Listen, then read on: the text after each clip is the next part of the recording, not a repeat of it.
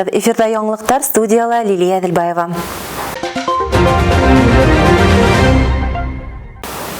Сибай қалаһының ышаны социаль яктан якланмаган гражданларга ярдәм күрһәтү үзәгендә Өмет Еве тегү коворкинг үзәге эшләй башлана. Үзенчәлекле эшмәкәрлекте башлап ибәрүгә Россия президенты гранты фонды ярдәм күрһәткән. Президент гранты фондының иң мөһим юнәлешләренең береһе булып гражданнарны социаль яклау исәпләнә. Фондка ел һайын илебезнең 100гә якын төбәгеннән эшмәкәрлекләрен башлап ибәрүгә ярдәм һорап мөрәҗәгать итәләр. Махсус конкурс үткәргәндән һуң улар коммерцияле булмаган оешмаларга грант бүлә.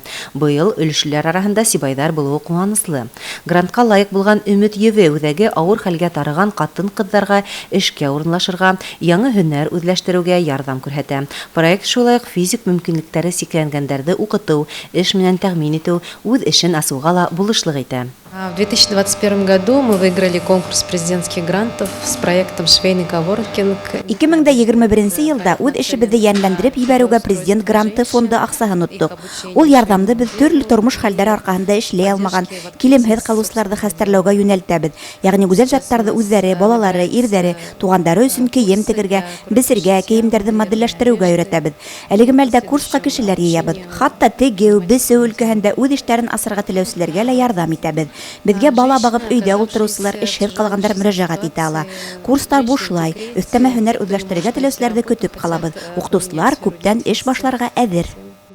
Үрдә әйтүебезчә, грант мохтажларга ярдәм күрһәтү өчен бүләнгән. Ышаны социаль якланмаган гражданнарга ярдәм күрһәтүдәге тулы куәтле тегү коворкинг булдыру өстендә ныгышмал эшләй. Әйткәндәй, былтыр президент гранты фонды конкурсында калабызның 7 проекты еңеп сыкха, быел 3 айда ундайдар ханы 2. Әлегә үзәктең тегү цехында үз эшенең осталары гына түгел, уку йортлары студентлары ла теләп тегү, бесеү эшләре белән булыша. Я пришла на обучение производственной практики. Мин профессиональ рәвештә тегү менән шөгыльләнергә теләйем. Тегү, бесеү күңелемә нык якын. Яраткан шөгыльләремнең береһе лә ул тегү. А здесь уже сама показывает, объясняет хорошо.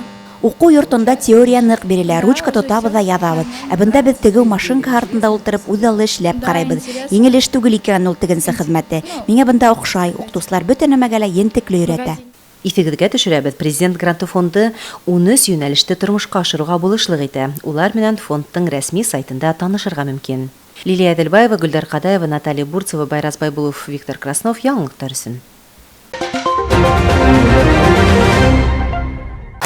2020 елда Сибайда 200 янгын сагы усрагы теркәлгән. Статистик мәгълүматларга караганда, башлыса янгындарда шәхси секторда яшүселәр һәлак булган. Ошондай күңелһез хәлдәр булмаһын өчен Сибай калаһында адна һайын профилактик рейдтар оештырыла. Искергән электр уты үткәргечләр, бозык көнкүреш техникаһы, өйдә тәмәке тарту фаҗигага илтә. Быел 3 айда калала теркәлгән 5 янгын усрагының да сәбәбе тәмәке тартканда төпсек белән хакыт кылану. Узган азнала оештырылган рейдтарда хәвеф төркеменә караган гаиләләрдә яшәгән торлактар тикшерелде. Гадәттән тыш хәлдәр, янгын хагы, хукук, социаль хезмәткәрләрдән һәм башка компетентлы органнар вәкилләреннән торган махсус комиссия кешеләрнең өйдәрен тикшереп кенә калмай, ут сыгармаду кисәтүсе искәрмәләр дә тарата.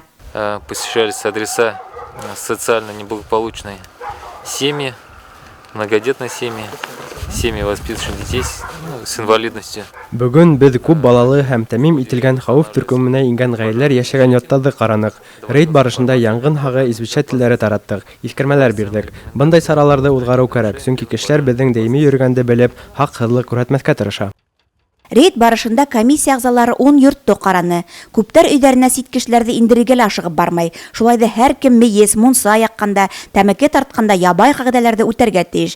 Һәр йортта янгын хагы извещателе булуда зур бәләнән коткара. Гөлдар Кадаева, Александра Юрина, Байрас Байбулов, яңлыктар өчен.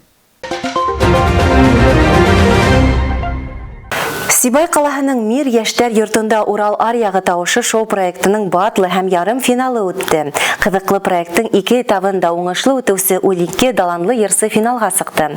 Шоу проекттың 2 этабында ла Сибай телевидениеһы, Сәлам телеканалы һәм Сибай ТВ YouTube каналы аша тура трансляциялануы тамашаны өйдән ултырып күзәтү мөмкинлеге бирде. Green cat police and police bubbles toodles, doorbells and sleigh bells and schnitzel with noodles. Da da da da da da da da da da. Остаздар Светлана Утяева, Вероника Назарова, Раил Өмөтбаев, Искәндәр Газизовка командаларынан туплаган вокалистлар арасынан иң яхшыларды айырып алу еңелдән булманы. Мәләвез, Елайыр, Хайбулла, Баймак, Әбиәлил, Учалы, Белорет, Күмәртау калаларынан йыелучы конкурсанттар менән остаздар 2 ана дәвамында эшләп, уларның мөмкинлекләрен дә белеп өлгерде. Тавыштары тап килүчләрдән кызыклы дуэттар яһап, тамашачылар хөкеменә сыгардылар. Сагау тавышлар быел бик күп. Моңы менән тамашасы күңеленә үтеп инә алмаусылар зал менән эшләп белүләре менән алдырды. Дип 3нче мизгелдә катнашучыларның өстенлекләрен билдәләп үтте остаздар. Шулай итеп, 4 остаздың 12 вокалисты Сәрия Кудлахметова, Александр Попов, Ләйсән Усманова, Илгиз Тимербулатов, Регина Хузина, Ләйсән Байрамголова, Бахтияр Мансуров, Радмир Исанголов, Руфина Утяшева, Наиля Кульбаева, Аделина Нафиқова, Руслан Тимербулатов финалга узды. Урал Арияга тавышы шоу проектының финалы 19 мартта Сибай калаһының Артлы Мөбәрәк исемендәге Башкорт дәүләт драма театрында үтә.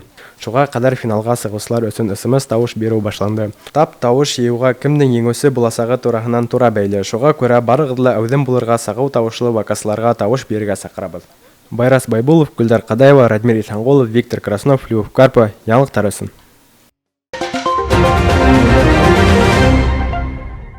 Ошының менән яңлыктар сыгарылышы тамам. Студияла мин Лилия Әделбаева булдым. Безнең барлык яңлыктарды шулай ук социаль селтәрдә дә карап барырга була. Бәйләнештә Инстаграмда һәм YouTube каналда. Һеҙҙең менән хушлашам, киләһе осрашканга тиклем һау сәламәт булыгыз.